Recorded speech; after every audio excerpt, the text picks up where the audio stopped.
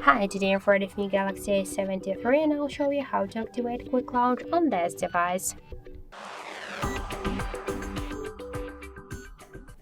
So if you wanna just use the power key button to quick launch, for example, the camera app, we should first open the settings, then scroll down to advanced features.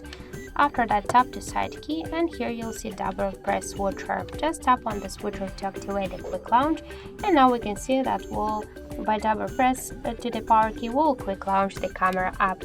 So let's just check it. Let's press twice to the power key button and we can see that the camera application successfully activated. So that's it. Thank you for watching, and if you find this video helpful, don't forget to leave a like, comment and to subscribe our channel.